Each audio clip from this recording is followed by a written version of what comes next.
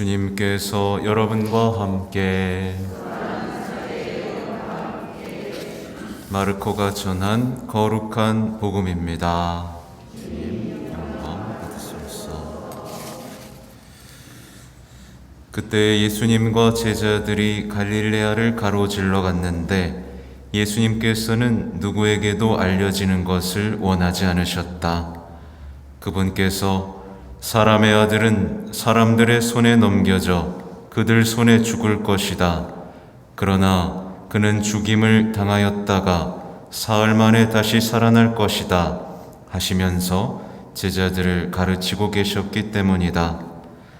그러나 제자들은 그 말씀을 알아듣지 못하였을 뿐만 아니라 그분께 묻는 것도 두려워하였다. 그들은 카파르나움에 이르렀다. 예수님께서는 집안에 계실 때에 제자들에게 너희는 길에서 무슨 일로 논쟁하였느냐 하고 물으셨다. 그러나 그들은 입을 열지 않았다. 누가 가장 큰 사람이냐 하는 문제로 길에서 논쟁하였기 때문이다. 예수님께서는 자리에 앉으셔서 12 제자를 불러 말씀하셨다. 누구든지 첫째가 되려면 모든 이의 꼴찌가 되고 모든 이의 종이 되어야 한다. 그러고 나서 어린이 하나를 데려다가 그들 가운데 세우신 다음 그를 껴안으시며 그들에게 이르셨다. 누구든지 이런 어린이 하나를 내 이름으로 받아들이면 나를 받아들이는 것이다.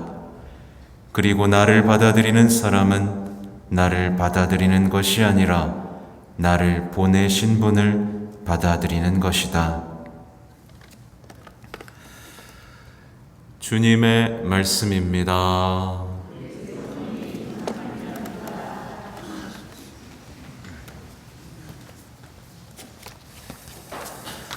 참 예수님, 네, 오늘 집회에서의 말씀은 대단히 감동적입니다.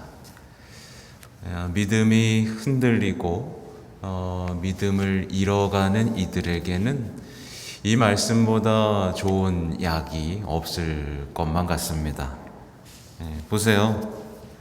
그분을 믿어라. 그분께서 너를 도우시리라. 너의 길을 바로잡고 그분께 희망을 두어라. 그러면서 아주 구체적인 믿음에 대한 지침들을 우리에게 주고 계십니다. 그러나 오늘날 어떻죠? 오늘날 많은 그리스도인들이 믿음을 잃고 있습니다. 겁을 내고 의심하고 수군거리면서 신앙에서 떠나고 있습니다. 특히 원하지 않는 시련이나 갈등, 또 재난과 질병, 또 실패와 가난 등이 덮치면 어김이 없습니다. 신앙부터 버리죠. 허둥대고 마치 믿지 않는 것처럼 질문을 하기 시작하고 반항하고 신뢰를 잃은 채 희망 없이 뚝뚝 떨어져 나갑니다. 자신에게 믿음이 없었음을 인정해야 되는데, 그렇죠? 나는 믿음이 없구나 라는 것을 인정해야 되는데 대단히 이제 비겁해집니다. 비겁하게도 주님을 탓하고 원망하면서 주님 때문에 신앙을 버립니다. 이렇게 얘기하죠. 또 불행하게도 반대로 생각합니다. 자신이 배신당했고 자신이 버림받았다고 선언해 버립니다. 우리가 신앙을 떠나는 순간 배신당한 건 누구죠? 주님이죠. 버림받은 건 누구죠? 주님이죠. 근데 우리는 늘 반대로 생각하는 거예요. 주님이 나를 배신했고 주님이 나를 버렸다. 그래서 자꾸 비겁해지는 겁니다. 주님 때문에 나는 떠나는 겁니다. 이렇게요. 이런 사람은요, 어김이 없습니다. 인간관계에서도 이런 비슷한 일을 반복합니다.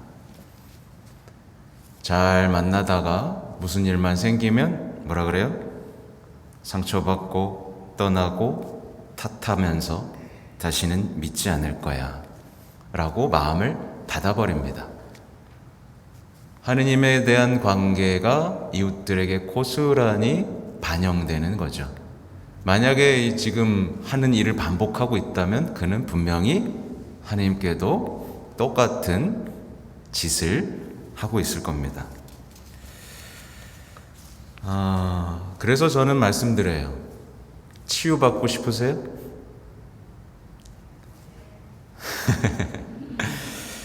주님께 대한 믿음을 회복하는 것이 치유의 첫 단추입니다. 믿음이 없으면서 치유만 청하는 이들은 결코 치유될 수가 없어요. 믿지 않는 상태에서 사람들은 많은 상담과 치유를 원합니다. 그래서 늘 제자리입니다. 믿지도 않는데 그죠? 믿지 않으면서 뭔가 인간적인 대화로 뭔가를 해결하고 치유될 수 있다는 것은 착각입니다. 그죠? 예수님께서 치유하실 때는 언제나 믿음을 요구하셨고요. 내 믿음이 널 구원하셨다고 했죠. 그죠? 그래서 불행하게도 치유를 받고 또 구원에서 멀어진 사람도 있었습니다. 명심해야 되죠. 안타깝게도 오늘날의 신앙은요, 이거거든요. 집회서에 말씀하신 이게 바로 신앙입니다. 시련이 와도 버티고 이겨내는 것, 승리하는 것이 신앙이죠. 말하자면 참고, 견디고, 싸우고, 버티고, 성장하고, 승리하는 것, 이게 바로 신앙입니다. 근데 이 신앙이 사라지고 있는 거예요. 아주 작은 일에도 쓰러지고 상처받고 힘들어하는 신앙만 남아버린 것만 같습니다. 주님을 위해서 싸우고 주님을 위해서 사는 그리스도인들이 많아져야 되는데 많은 그리스도인들이 주님이 오직 자신을 위해서만 존재하기를 바라고 있는 거죠. 참담합니다. 하나님께서는 우리를 배신하신 적도 없고요. 우리를 포기하신 적도 없고요. 우리를 사랑하지 않은 적도 없는데 많은 이들이 배신감, 무관심 이런 것들만 느끼면서 믿음에서 떨어져 나가고 믿음을 포기하고 있습니다. 여러분은 믿는 사람입니까? 네. 믿고 승리하는 사람이 맞아요? 늘 상처받고 치유만을 청하는 사람이 아니길 바랍니다. 오늘 이제 복음을 보면요.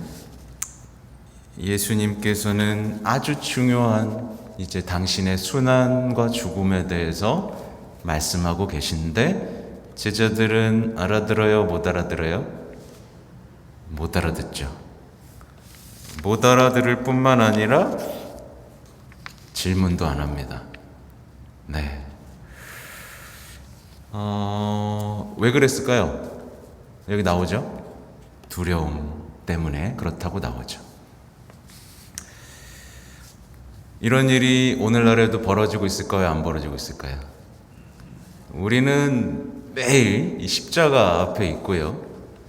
사제는 대부분 매번 십자가의 고난, 순환, 그리고 부활의 승리에 대해서 얘기합니다.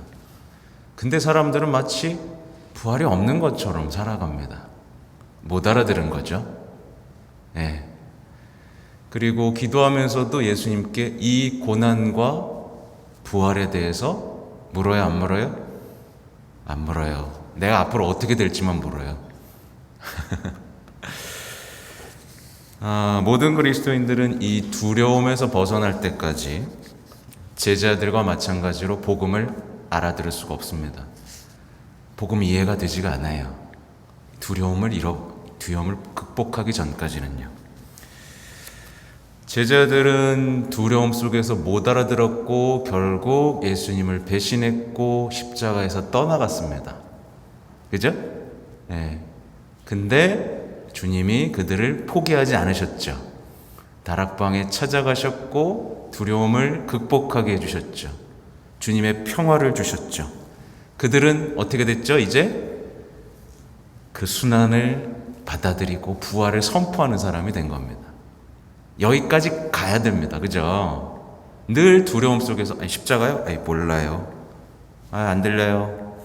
안 들려요. 모릅니다.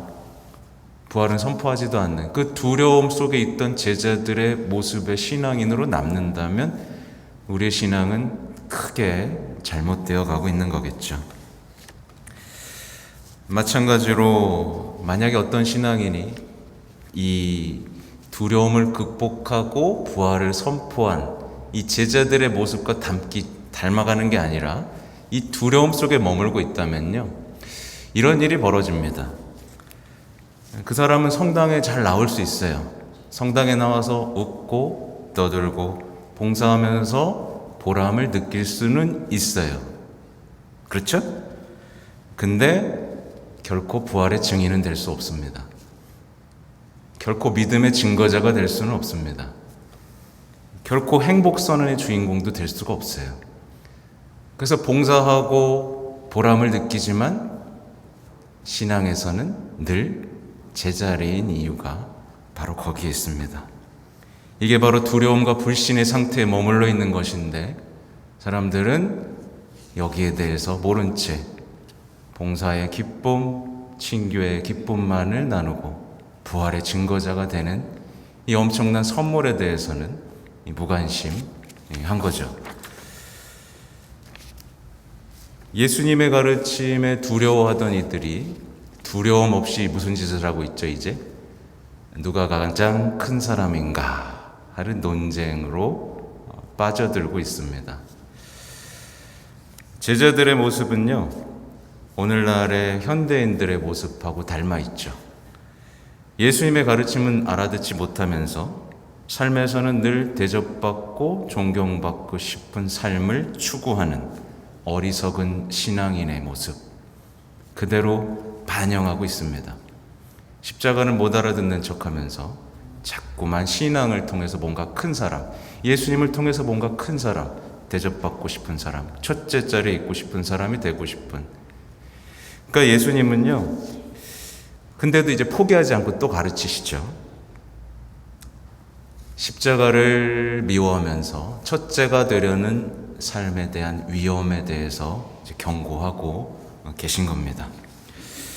어쨌든 예수님께서는 이제 누구든지 첫째가 되려면 모든 이의 꼴찌가 되고 모든 이의 종이 되어야 한다 라고 말씀하시면서 우리의 첫째가 되고 싶은 욕망, 대접받고 싶은 욕망에 브레이크를 거시는 거예요.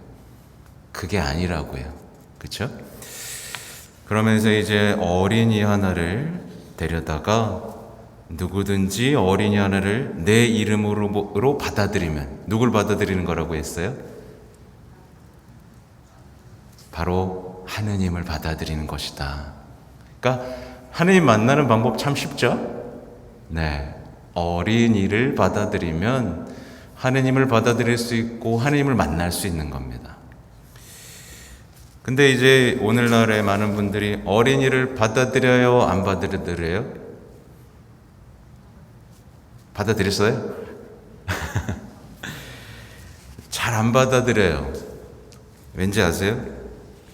왜냐하면 어린이는요, 내가 세상에서 첫째 자리, 가장 큰 사람이 되는 것을 방해하는 문제처럼 보이거든요. 왜냐하면 어린이를 받아들이고 사랑하려면 어떻게 해야 돼요?